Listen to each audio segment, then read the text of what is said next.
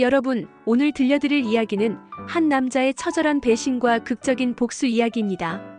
사랑한다고 믿었던 아내의 불륜, 신뢰했던 상사의 배신, 그리고 하늘이 내린 기적적인 반전까지. 주인공 권민우는 평범한 회사원이었습니다.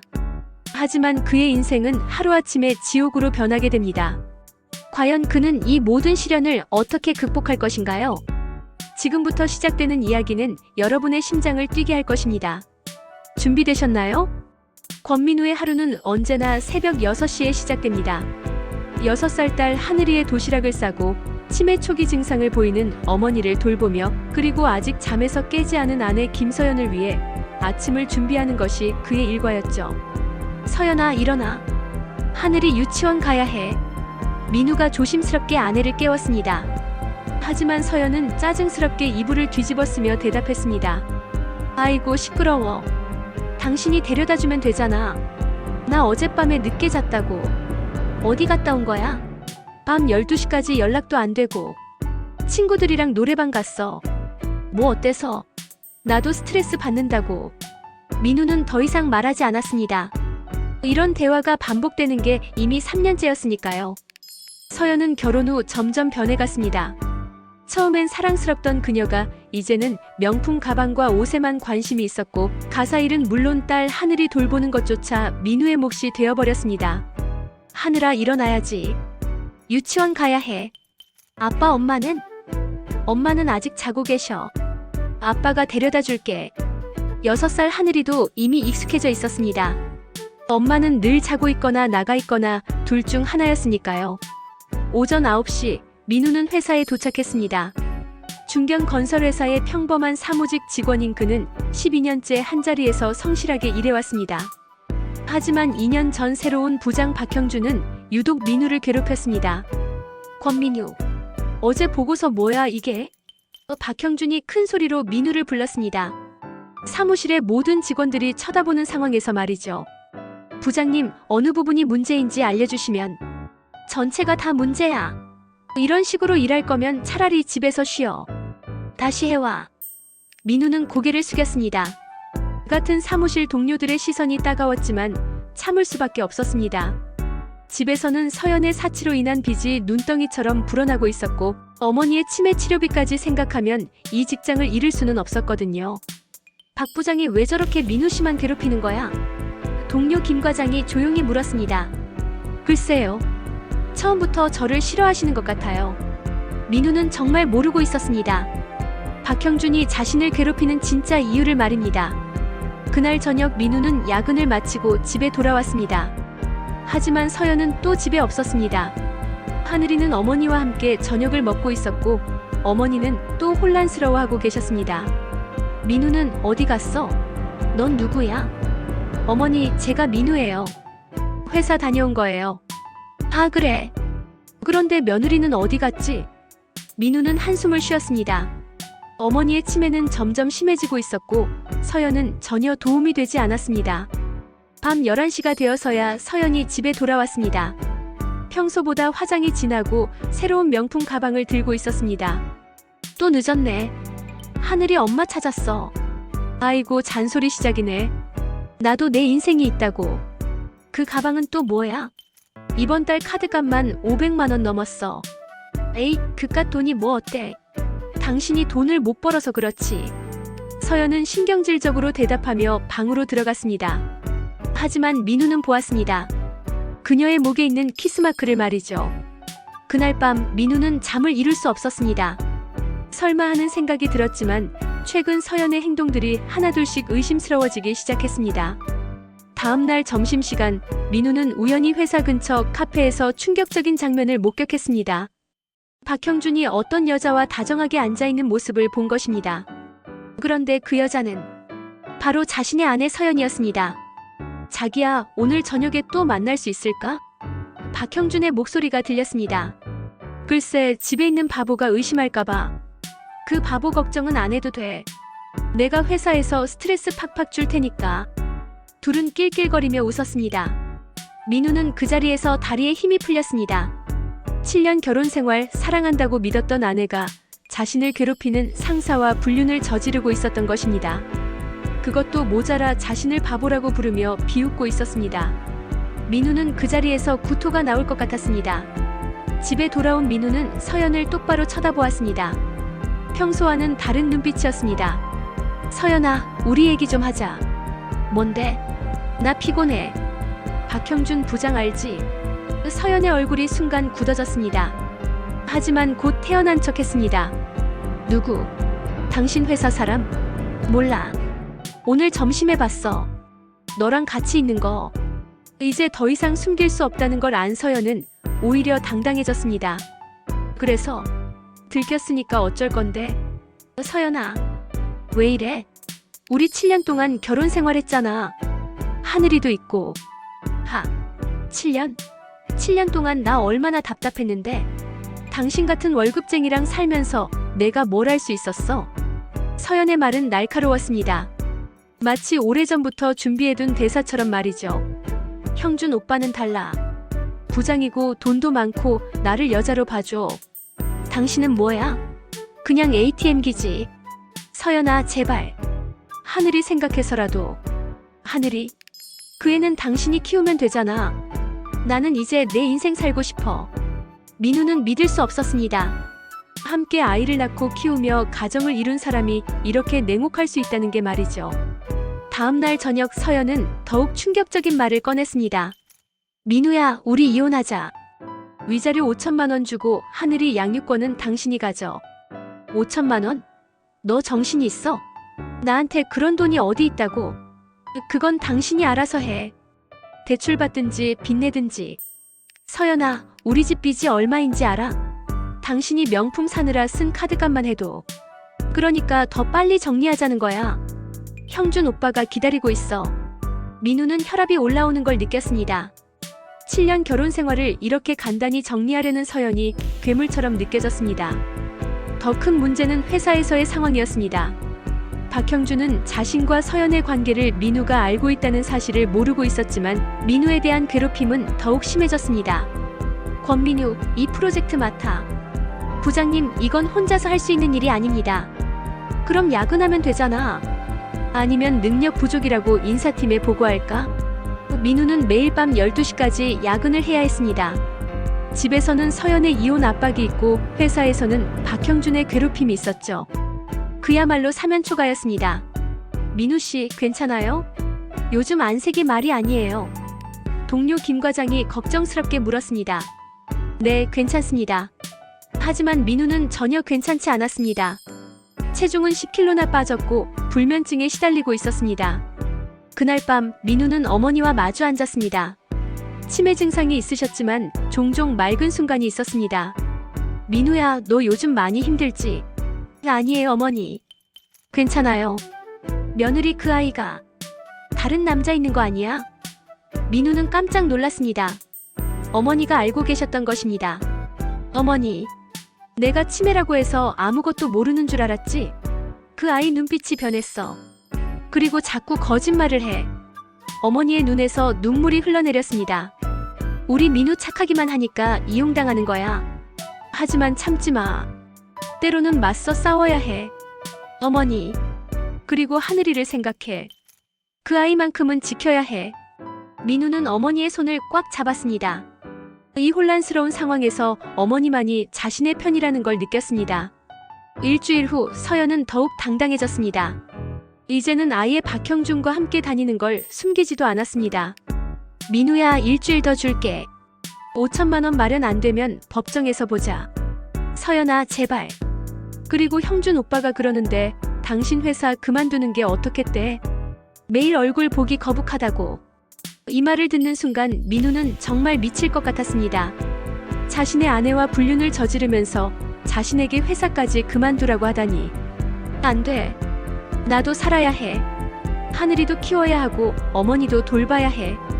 그럼 돈이나 빨리 구해와. 내 인내심도 한계가 있어. 그날 밤 민우는 처음으로 술을 마셨습니다. 소주 한 병을 다 마시고 나서야 잠이 들었습니다. 민우의 일상은 완전히 무너졌습니다. 회사에서는 박형준의 괴롭힘이 더욱 심해졌고 집에서는 서연의 이혼 압박이 계속되었습니다. 그리고 어머니의 치매 증상은 점점 악화되었습니다. 할머니, 여기서 뭐 하세요? 새벽 3시. 민우는 어머니가 현관문 앞에서 신발을 신고 계신 걸 발견했습니다. 아, 민우야. 나장 보러 나가려고. 어머니, 지금 새벽 3시예요. 장은 문 안 열어요. 그래? 그럼 언제 문 열어? 민우는 한숨을 쉬었습니다. 어머니를 모시고 방으로 들어가면서 정말 한계에 달했다는 걸 느꼈습니다. 6살 하늘이도 이 모든 상황을 다 느끼고 있었습니다. 아빠, 우리 집 왜 이렇게 시끄러워? 하늘아, 그냥 어른들이 얘기하는 거야. 엄마가 다른 아저씨랑 나간 거 맞지? 민우는 깜짝 놀랐습니다. 아이가 다 알고 있었던 것입니다. 하늘아, 괜찮아 아빠. 엄마는 원래 나랑 놀아주지도 않았어. 아빠만 있으면 돼. 6살 아이의 말이 민우의 가슴을 찢어놓았습니다. 아이가 받을 상처를 생각하니 더욱 견딜 수 없었습니다. 드디어 서연이 실제로 이혼 소송을 제기했습니다. 법원에서 온 서류를 받아본 민우는 정말 현실이 믿어지지 않았습니다. 이혼 소송 및 위자료 청구 5천만 원. 서연은 정말로 법정에서 자신과 싸우려고 했습니다. 그것도 자신이 불륜을 저질렀으면서도 위자료를 요구하고 있었습니다. 민우는 변호사를 만나러 갔습니다. 변호사님, 아내가 불륜을 저질렀는데도 위자료를 요구할 수 있나요? 증거가 있으세요? 제가 직접 봤습니다. 사진도 있고. 그럼 오히려 유리하겠네요. 상대방 남성이 누구죠? 제 회사 부장입니다. 변호사는 고개를 끄덕였습니다. 그럼 불륜 상대방에게도 위자료를 청구할 수 있습니다. 하지만 소송 비용이 만만치 않을 거예요. 얼마나 들까요? 최소 2~3천만 원은 각오하셔야 해요. 민우는 절망했습니다. 이미 빚더미에 앉아있는 상황에서 소송 비용까지 감당할 수 없었습니다. 박형준의 괴롭힘은 이제 노골적이었습니다. 권민우, 너 요즘 일에 집중 안 하는 것 같은데? 그런 게 아닙니다, 부장님. 그럼 뭐야? 매일 실수하고 보고서도 엉망이고. 혹시 개인적인 일 때문에 정신없어? 박형준은 비웃듯이 말했습니다. 자신이 민우의 개인적인 일에 직접적으로 관여하고 있다는 걸 알면서도 말이죠. 인사팀에서 너 성과 평가 다시 한다더라. 조심해. 이는 사실상 해고 경고였습니다. 민우는 이제 정말 벼랑 끝에 섰다는 걸 느꼈습니다. 그날 밤 어머니는 또 한 번 맑은 정신을 찾으셨습니다. 민우야, 너 혹시 어려운 일 있어? 아니에요, 어머니. 거짓말하지 마. 며느리 그 아이 완전히 변했어. 그리고 너도 많이 야위었고. 어머니는 민우의 손을 잡으며 말씀하셨습니다. 민우야, 가끔은 하늘이 도와주는 때가 있어. 절망적일 때일수록 말이야. 조금만 더 견뎌봐. 어머니. 그리고 시골에 있는 우리 땅 말이야. 그거 잘 지켜. 언젠가는 도움이 될 거야. 민우는 어머니가 뭔 말씀을 하시는지 이해할 수 없었습니다. 시골의 그 자갈밭이 뭔 도움이 될 수 있을까요? 그날은 평범한 화요일이었습니다. 민우는 회사에서 야근을 하고 있었고 어머니는 하늘이와 함께 집에 계셨습니다. 그런데 오후 7시쯤 휴대폰이 울렸습니다. 119 상황실입니다. 권민우 씨 맞으신가요? 네, 맞습니다. 어머님이 교통사고를 당하셨습니다. 지금 대학병원 응급실로 이송 중입니다. 민우는 그 자리에서 정신이 나갔습니다. 회사에서 뛰쳐나와 병원으로 달려갔습니다. 의사 선생님, 어머니는 어떻게 되셨나요? 유족분이신가요? 안타깝게도 너무 늦었습니다. 세상이 무너지는 것 같았습니다. 이 모든 어려움 속에서 유일한 위안이었던 어머니를 잃게 된 것입니다. 하늘이는 어떻게 됐나요? 다행히 손녀분은 무사합니다. 할머니가 아이를 보호하면서 사고를 당하신 것 같습니다. 민우는 그 자리에서 무너져 내렸습니다. 어머니는 마지막 순간까지 하늘이를 지켜주셨던 것입니다. 장례식장에는 몇 명의 조문객만이 왔습니다. 서연은 당연히 오지 않았고 회사 동료들 몇 명과 이웃들만 와서 조문을 했습니다. 민우야, 어머님 정말 좋은 분이셨는데. 고맙습니다. 민우는 기계적으로 답례를 했습니다. 정신이 하나도 없었습니다. 그런데 둘째 날 예상치 못한 사람이 나타났습니다. 민우야, 이거 뭐야? 서연이 화난 얼굴로 나타났습니다. 장례식장에 왜 내 이름이 없어? 나도 며느리인데. 내가 올 줄 알았으면 써놨겠지. 뭐? 지금 나한테 그런 식으로 말하는 거야? 이런 상황에서도 서연은 자신의 체면만 생각하고 있었습니다. 민우는 정말 이 여자가 어떻게 변할 수 있는지 이해할 수 없었습니다. 3일간의 장례를 마치고 민우는 어머니의 유품을 정리하기 시작했습니다. 하늘이는 친척집에서 지내고 있었고 민우는 혼자 어머니의 방을 정리하고 있었습니다. 어머니의 옷장을 정리하던 중 한 봉투를 발견했습니다. 그 안에는 여러 가지 서류들이 들어 있었습니다. 토지대장? 이게 뭐지? 민우는 서류를 자세히 살펴보았습니다. 시골에 있는 어머니의 땅에 대한 서류였습니다. 그런데 그 중에 최근 날짜의 우편물이 하나 있었습니다. 토지보상금 지급 통지서. 민우는 급히 봉투를 열어보았습니다. 그리고 그 내용을 보는 순간 믿을 수 없었습니다. 보상금액 60억 2천만 원. 민우는 그 서류를 몇 번이나 다시 읽어보았습니다. 60억이라는 숫자가 현실적으로 느껴지지 않았습니다. 급히 토지보상사무소에 전화를 걸었습니다. 안녕하세요. 토지보상 관련해서 문의드리려고 하는데요. 네, 말씀하세요. 권씨 상속받은 토지 보상금 관련해서요. 아, 그건 맞습니다. 고속도로 건설로 인한 토지 보상금이고요. 다음 주에 지급 예정입니다. 민우는 전화를 끊고 나서 한참을 멍하니 앉아 있었습니다. 이게 정말 현실인지 꿈인지 구분이 안 됐습니다. 그날 밤 민우는 어머니가 남긴 다른 유품들을 정리하며 찾은 편지를 읽었습니다. 민우야, 이 편지를 읽는다면 나는 이미 이 세상에 없을 거야. 미안하다. 내가 이렇게 힘들어하는데 아무런 도움도 못 줘서. 하지만 하늘은 착한 사람을 버리지 않는다. 시골에 있는 우리 땅이 언젠가는 너에게 큰 도움이 될 거라고 했었지. 그게 바로 지금이야. 그 돈으로 하늘이 잘 키우고 너도 당당하게 살아. 그리고 너를 힘들게 한 사람들에게는 반드시 대가를 치르게 해라. 착하기만 해서는 이 세상을 살 수 없어. 사랑하는 아들아, 이제 정말 행복하게 살아줘. 어머니가 민우는 편지를 읽으며 눈물을 흘렸습니다.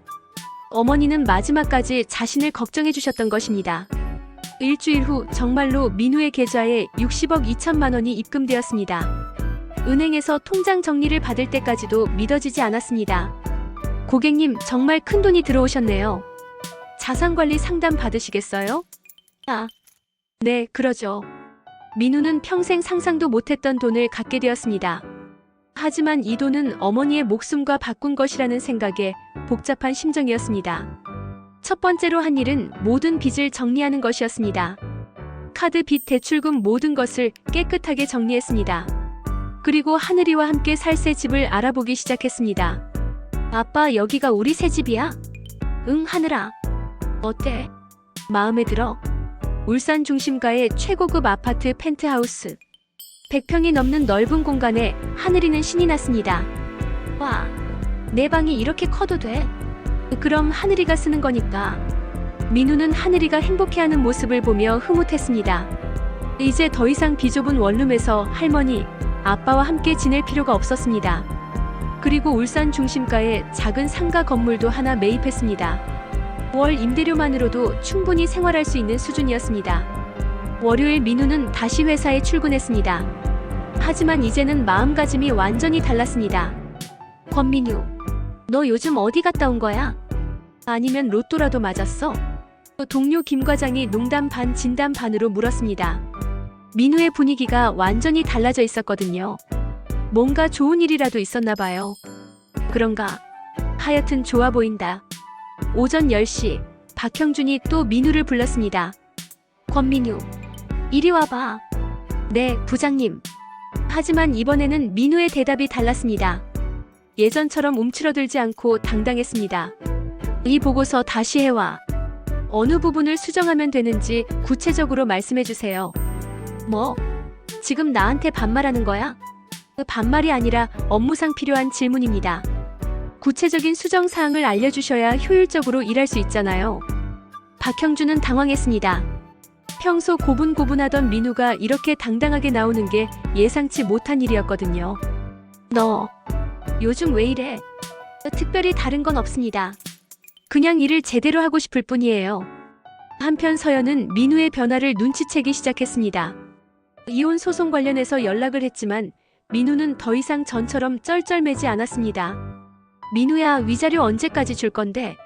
서연아, 변호사 통해서 얘기하자. 더 이상 직접 연락하지 마. 뭐? 지금 나한테 그런 식으로 말하는 거야? 응, 그런 식으로 말하는 거야. 이제 우리 남남이잖아. 서연은 민우의 변화한 모습에 당황했습니다. 평소 자신의 말에 꼼짝도 못하던 민우가 이렇게 당당하게 나올 줄은 몰랐거든요. 민우야, 혹시 너 다른 여자라도 생겼어? 그런 건 내가 알 바 아니야. 어차피 이혼할 거잖아. 서연은 뭔가 이상하다는 걸 느꼈습니다. 분명히 민우에게 무슨 변화가 생긴 것 같았습니다. 박형준도 민우의 변화를 눈치챘습니다. 예전처럼 자신의 괴롭힘에 위축되지 않는 모습이 거슬렸습니다. 서연아, 너 남편 요즘 좀 이상하지 않아? 나도 그런 것 같아. 갑자기 당당해졌어. 혹시 우리 관계 알고 있는 거 아니야? 설마. 그렇다면 진작 소리쳤을 텐데. 하지만 박형준은 불안했습니다. 만약 민우가 자신들의 불륜을 알고 있다면 언제든 문제가 될 수 있었거든요. 민우는 이제 차근차근 계획을 세우기 시작했습니다. 단순히 돈만 생겼다고 해서 성급하게 움직이지 않았습니다. 먼저 증거를 확실히 수집하기로 했습니다. 사설 탐정을 고용해서 서연과 박형준의 불륜 증거를 철저히 수집했습니다. 사진, 녹음, 호텔 출입 기록까지 모든 것을 확보했습니다. 그리고 박형준의 뒷조사도 시작했습니다. 회사 내에서의 부정행위는 없는지, 다른 비리는 없는지 철저히 조사했습니다. 사장님, 조사 결과 나왔습니다. 어떻게 됐나요? 박형준 부장 회사 자금 횡령 의혹이 있습니다. 그리고 부하 직원들 성희롱 전력도 여러 건 있고요. 증거는 확실한가요? 네, 확실합니다. 언제든 고발할 수 있는 수준입니다. 민우는 미소를 지었습니다. 이제 준비가 다 된 것 같았습니다. 민우는 먼저 서연에게 확실한 메시지를 보내기로 했습니다. 서연이 자주 가는 명품 매장에 나타났습니다. 민우, 여기서 뭐해? 서연은 놀랐습니다. 평소 이런 비싼 매장에는 얼씬도 못하던 민우가 나타난 것입니다. 쇼핑하러 왔어. 하늘이 옷 좀 사주려고. 민우는 태연하게 대답하며 가장 비싼 아동복을 골랐습니다. 이거. 다 포장해주세요. 네, 고객님. 총 금액이 300만 원입니다. 민우는 아무렇지도 않게 카드를 내밀었습니다. 서연은 입이 딱 벌어졌습니다. 민우야, 너 돈이 어디서 났어? 응. 어머니 유산이야. 생각보다 많이 나왔어. 얼마나? 내가 알 필요는 없을 것 같은데. 민우는 쇼핑백을 들고 태연하게 나갔습니다. 서연은 그 자리에서 멍하니 서 있을 수밖에 없었습니다. 그날 저녁 서연은 급히 박형준에게 연락했습니다. 형준 오빠, 큰일이야. 왜? 무슨 일이야? 민우가 갑자기 돈이 생겼어. 300만 원을 그냥 현금처럼 써버렸다고. 박형준도 당황했습니다. 만약 민우에게 큰 돈이 생겼다면 자신들의 위치가 역전될 수도 있었거든요. 다음 날 민우는 회사에서 박형준을 정면으로 상대하기 시작했습니다. 권민우, 이 보고서 뭐야? 무엇이 문제인지 구체적으로 지적해주세요. 야, 너 요즘 왜 이래? 갑자기 말대꾸하고. 말대꾸가 아니라 정당한 업무 질문입니다. 부장님이 구체적인 수정 요구사항을 말씀해 주셔야 제가 수정할 수 있잖아요. 주변 동료들이 모두 쳐다보는 상황에서 박형준은 당황했습니다. 평소 같으면 민우는 고개를 숙이고 죄송합니다라고 했을 텐데 이렇게 논리적으로 반박하는 것은 처음이었습니다. 너 혹시 다른 회사로 이직 준비하는 거야? 아니요. 저는 이 회사에서 계속 성실히 일할 생각입니다. 민우의 당당한 모습을 본 동료들은 속으로 박수를 쳤습니다. 평소 박형준의 부당한 대우에 불만이 많았거든요. 서연은 점점 초조해졌습니다. 민우의 변화가 심상치 않았고 특히 경제적 여건이 좋아진 것 같아서 걱정이었습니다. 형준 오빠, 우리 빨리 결혼하면 안 될까? 서연아, 내가 아직 이혼 진행 중이라고 했잖아. 그럼 언제까지 기다려야 해? 박형준은 사실 서연과의 관계를 정리하고 싶어 하고 있었습니다. 처음에는 젊고 예쁜 서연이 매력적이었지만 시간이 지나면서 그녀의 이기적인 성격이 드러나기 시작했거든요. 조금만 더 기다려봐. 오빠도 변했어. 예전에는 그렇지 않았는데. 서연은 불안해하기 시작했습니다. 민우는 당당해지고 박형준은 차가워지고 뭔가 상황이 자신에게 불리하게 돌아가고 있다는 걸 느꼈습니다. 민우는 이제 본격적인 반격을 준비했습니다. 먼저 회사 내부 고발을 위한 증거를 정리했습니다. 박형준의 횡령 증거, 성희롱 녹음 파일, 그리고 회사 자금 유용 내역까지 모든 것을 깔끔하게 정리했습니다. 그리고 서연과의 이혼 소송에서 유리한 위치를 차지하기 위해 최고의 변호사를 고용했습니다. 변호사님, 상대방이 불륜을 저질렀고 증거도 확실합니다. 그런데 위자료를 요구하고 있어요. 그럼 오히려 반대로 위자료를 청구할 수 있습니다. 얼마나 청구하시겠어요? 5억 원으로 하죠. 변호사는 깜짝 놀랐습니다. 5억 원이요? 조금 과하지 않을까요? 아니요. 7년 결혼 생활을 파탄낸 대가로는 적절하다고 생각합니다. 민우는 이제 더 이상 예전에 그 착하기만 한 남자가 아니었습니다.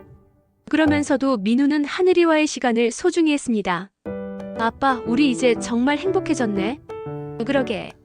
하늘이가 행복하면 아빠도 행복해. 아빠, 엄마는 언제 와? 하늘아, 엄마는 이제 안 와. 그럼 우리 둘이서만 살아. 응, 그리고 가끔 이모들, 삼촌들이 놀러 올 거야. 하늘이는 크게 서운해하지 않았습니다. 사실 엄마가 있을 때보다 아빠와 둘이 있을 때가 더 행복했거든요. 민우는 하늘이를 위해 최고의 사립 유치원에 보냈고 영어, 피아노 등 다양한 교육도 시키기 시작했습니다. 물론 하늘이가 부담스러워하지 않는 선에서 말이죠. 민우의 계획이 본격적으로 시작되었습니다. 먼저 회사 내부 고발이 터졌습니다. 부장님, 감사팀에서 오라고 합니다. 갑자기 왜? 박형준은 불안해했습니다. 최근 들어 뭔가 수상한 일들이 계속 일어나고 있었거든요. 감사팀 사무실에 도착한 박형준은 충격적인 자료들을 마주했습니다. 박 부장님, 이 자료들에 대해 해명해 주시겠어요? 테이블 위에는 박형준의 횡령 증거들이 가득했습니다. 회사 자금 유용 내역, 가짜 영수증들, 그리고 몰래 녹음된 성희롱 발언들까지. 이건 어디서 나온 거죠? 내부 고발이 들어왔습니다. 그리고 이 모든 증거들이 너무 명확해서 변명의 여지가 없어 보이는데요. 박형준은 식은땀을 흘렸습니다. 이 모든 증거들이 사실이었고 누군가가 자신을 철저히 조사했다는 것이 분명했습니다. 혹시 권민우 씨와 개인적인 갈등이 있었나요? 권민우요? 아니, 그냥 업무상 관계일 뿐인데요. 하지만 감사팀은 이미 모든 것을 파악하고 있었습니다. 박형준과 서연의 불륜 관계, 그리고 그로 인한 민우에 대한 괴롭힘까지 말이죠. 같은 시간 서연에게도 청천벽력 같은 소식이 전해졌습니다. 서연 씨 맞죠? 법원에서 나왔습니다. 네. 무슨 일이죠? 이혼 소송 관련해서 전달할 서류가 있습니다. 서연이 받은 서류에는 민우가 자신에게 5억 원의 위자료를 청구한다는 내용이 적혀 있었습니다. 5억 원? 이게 뭐야? 서류를 자세히 읽어보니 자신과 박형준의 불륜 증거들이 모두 첨부되어 있었습니다. 호텔 출입 사진, 문자 내용, 심지어 대화 녹음까지. 이런. 어떻게 이런 걸 다 알고 있지? 서연은 그제야 깨달았습니다. 민우가 이미 모든 것을 알고 있었고 철저히 준비해왔다는 것을 말이죠. 급히 박형준에게 전화를 걸었지만 박형준의 상황도 마찬가지였습니다. 형준 오빠, 큰일이야. 나도 지금 난리야. 회사에서 횡령 혐의로 조사받고 있어. 뭐? 그럼 우리 어떻게 해? 모르겠어. 일단 변호사부터 알아봐야겠어. 둘은 패닉 상태에 빠졌습니다. 그동안 민우를 우습게 봤던 것이 완전히 뒤통수를 맞은 격이었습니다. 한편 민우는 회사에서 완전히 다른 대우를 받기 시작했습니다. 민우 씨, 수고 많으셨어요. 네. 박 부장 사건으로 회사가 시끄럽죠. 사실 우리도 오래전부터 의심하고 있었어요. 아, 그렇군요. 그런데 민우 씨가 그런 부당한 대우를 받으면서도 묵묵히 참으셨다니. 정말 대단하세요. 이제 회사 내에서 민우를 보는 시각이 완전히 달라졌습니다. 부당한 상사의 괴롭힘을 묵묵히 견뎌온 성실한 직원으로 평가받게 된 것입니다. 민우 씨, 혹시 승진에 관심 있으세요? 네. 박 부장 자리가 비게 될 것 같은데 적임자를 찾고 있거든요. 민우는 웃음이 나왔습니다. 자신을 괴롭히던 박형준의 자리를 제안받게 되다니. 6개월이 지났습니다. 그동안 많은 일들이 일어났습니다. 박형준은 횡령죄로 기소되어 재판을 받게 되었고 회사에서도 당연히 해고되었습니다. 그의 아내는 이 모든 사실을 알고 즉시 이혼 소송을 제기했습니다. 서연은 민우와의 이혼 소송에서 완패했습니다. 위자료는커녕 오히려 5억 원을 배상하라는 판결을 받았습니다. 물론 서연에게는 그런 돈이 있을 리 없었지만요. 민우야, 제발 용서해줘. 서연이 민우에게 울면서 매달렸습니다. 5억 원은 너무 많아. 내가 어떻게 그런 돈을 구해? 그건 내가 생각할 일이야. 법원에서 정한 거니까. 제발. 우리 7년 동안 부부였잖아. 그 7년을 내가 배신했잖아. 민우는 더 이상 서연에게 동정심을 느끼지 않았습니다. 민우는 이제 완전히 새로운 삶을 살고 있었습니다. 회사에서는 부장으로 승진했고 개인적으로는 건물 임대업으로 안정적인 수익을 올리고 있었습니다.